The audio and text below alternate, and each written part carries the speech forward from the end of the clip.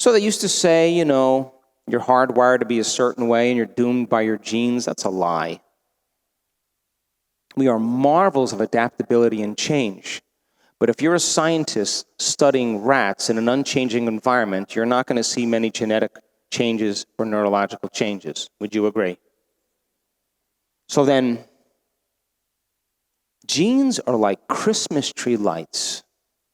They're turning on and off all the time. And when they turn on, they upregulate, they make a healthy protein. And when they downregulate or turn off, they make a cheaper protein. And, the central dogma in science was that genes create disease. Less than 5%, more like 1% of every person that's born with a genetic condition comes from birth. Like Tay-Sachs disease, sickle cell anemia, type 1 diabetes. The other 95 to 99% is from lifestyle and behaviors. And so scientists that were going to map the human genome, they said, okay, there's 100,000 proteins that make up the body. So there should be 100,000 genes. There's 40,000 regulatory proteins that help make those proteins. So that's 40,000 more genes.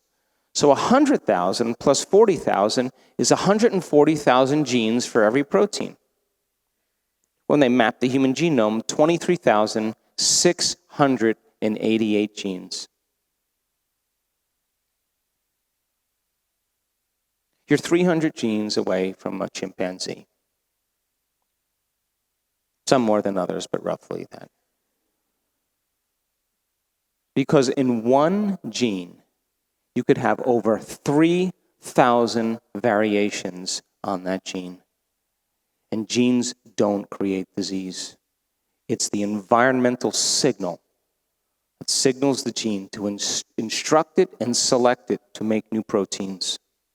But if you're thinking the same thoughts, making the same choices, demonstrating the same behaviors, creating the same experiences to produce the same emotions, you have the same lights on and the other lights off. And you're headed for a genetic destiny.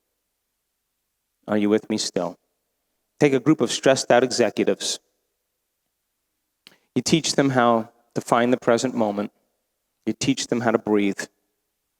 You teach them how to make a few different choices and to do a few different things. And you teach them how to express some suppressed emotions. And at the end of 8 weeks, they regulate 1,561 new genes. Over 800 genes for growth and repair. And just about 700 genes to downregulate inflammation and disease, turning on new lights, turning off old lights. And so then, we did an experiment in February of this year in our advanced workshop. I randomly selected 120 people. And I wanted to measure their cortisol levels, which is the stress hormone level. And I wanted to measure another chemical called IgA, immunoglobulin A, or salivary immunoglobulin A, the primary defense against bacteria and viruses in your body, better than any flu shot. And what happens is that when your stress hormones go up, your immune system goes down. Because as you begin to mobilize all this energy for some threat in your external environment, real or imagined, you rob the energy in your internal environment for growth and repair.